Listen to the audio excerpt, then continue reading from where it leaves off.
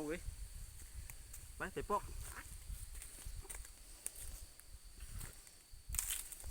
สบายดีเพื่อนสาว YouTube นะมื้อนี้มาหาหน่อไม้เอาหน่อไม้เฮ็ดหน่อไม้ส้มพี่น้องเอ้ย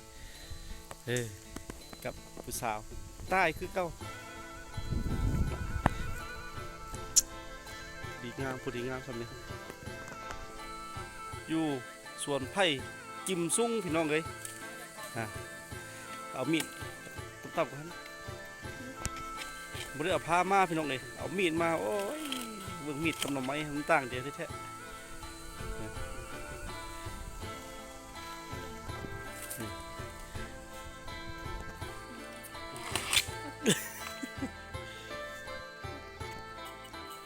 ไผ่กิมซุ่งหน่อยใหญ่พี่น้องเอ้ย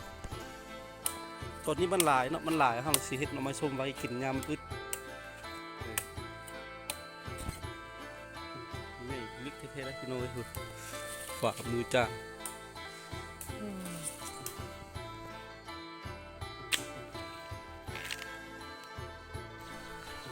ส่วนไผ่กิมซุ่มนี่มี250สุ่มนะพี่น้องซ้ำสกินเลย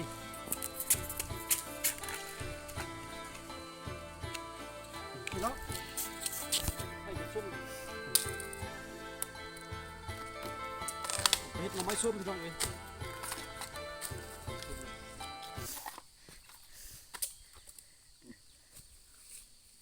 หน่อบักใหญ่พี่น้องเอ้ย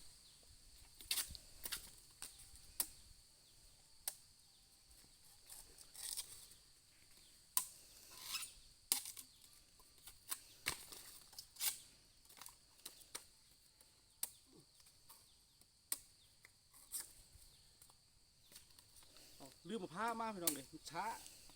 มีด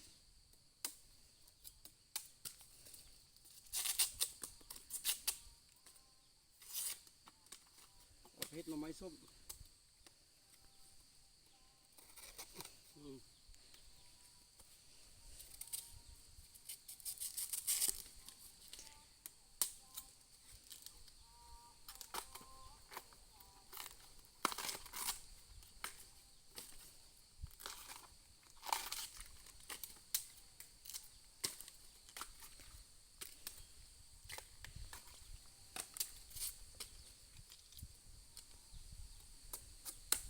ไง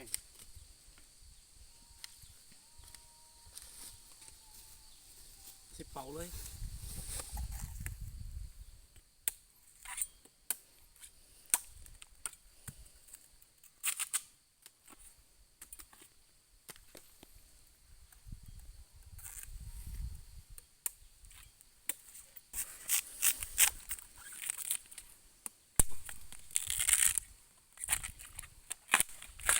เฮ็ดหน่อส้มไว้แกงใส่ปลากด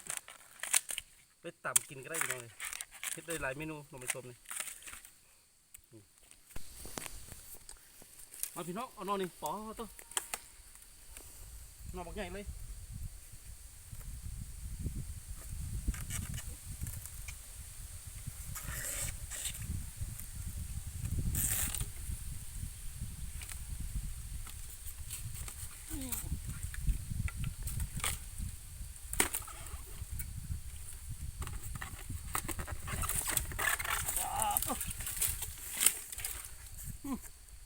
พี่น้องเว้ยไปปอกมาไปเฮ็ดหน่อไม้ส้ม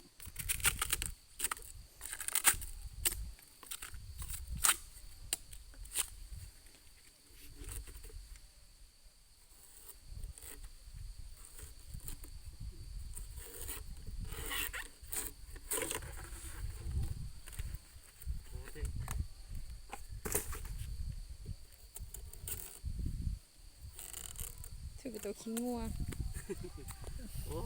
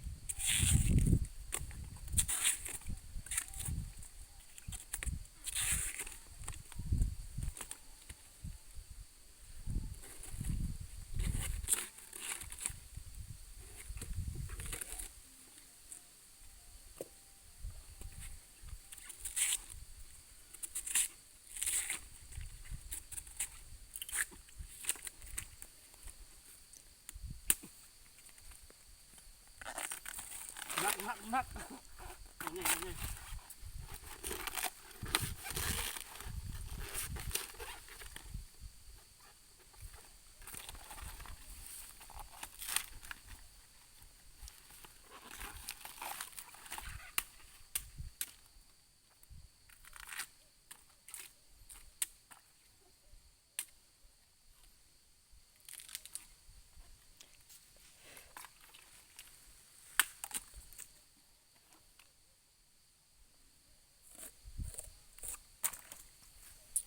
โอเค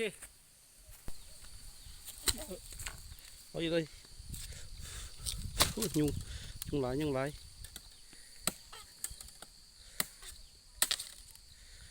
อ้หน่อไม้เฮ็ดหน่อไม้ส้มพี่น้องเลยล้างหน่อไม้พี่น้อง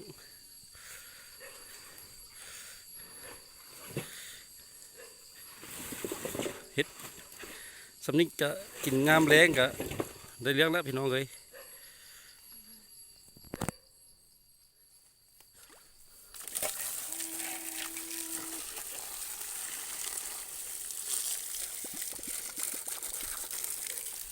บรรยากาศโอ้เด็ดออกเลยเด็ดออกไปนี่เลยไอ้พวกเปลือกเลยพี่น้องเลย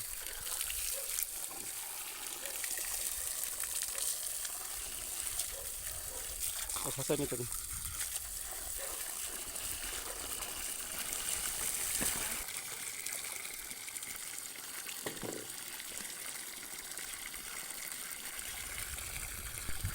เริ่มการฟักพี่น้องเลยเพื่อสิเลี้ยวนี่ประมาณตัวยัน3 ชั่วโมงพี่น้องเลยหลายปานนี้อยู่สวนหรอกบ่แม่นนะอยู่สถานีเทคนิคกสิกรรมประมาณเมืองนากาย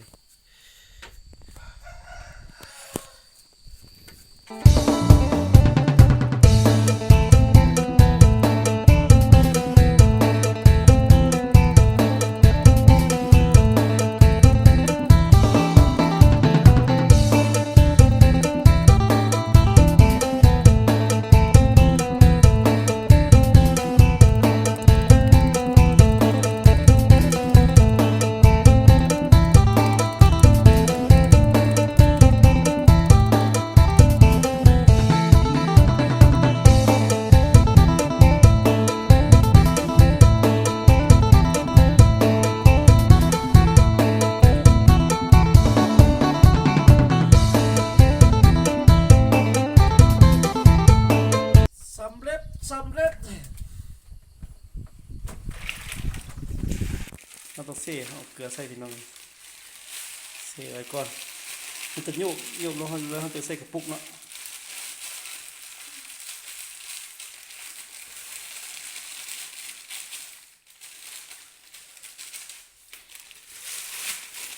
เคลื่อนตัวให้มันเยอะนี่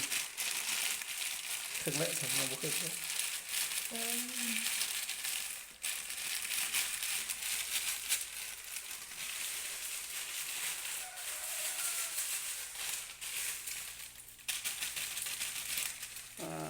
ขลุ่นเลยบ้านนี่อย่ามือบาดขลุ่นจิบ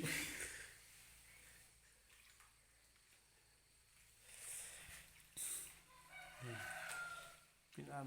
เสร็จสิ้นแล้วหลังจากหั่นไว้เข้าไว้คืนหนึ่งเขาจะใส่กระปุกไว้เลยครับเหมือนนี้นะ